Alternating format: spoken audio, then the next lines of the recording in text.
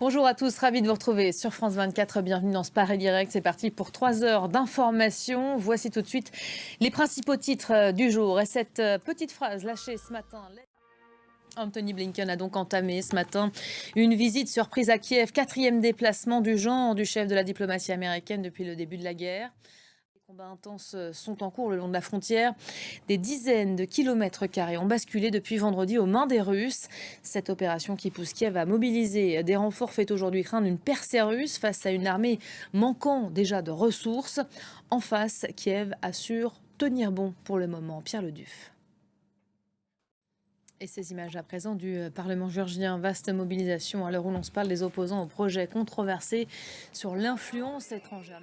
Et on va s'atteler à décrypter avec vous, Axel May. Bonjour. Cette séquence, les images qui nous parviennent de Tbilissi et de ce Parlement nous témoignent de la mobilisation qui se poursuit à l'heure où les parlementaires sont en train de se rassembler. On voit beaucoup de drapeaux européens sur les épaules de ces jeunes, beaucoup de jeunes qui se mobilisent aujourd'hui. C'est le signe de cet attachement à l'Europe, à ses valeurs. C'est de ça dont il est question finalement aujourd'hui. Oui, d'ailleurs, dans la constitution géorgienne elle-même, le fait de se rapprocher de l'Union européenne est inscrit en toutes lettres. Donc...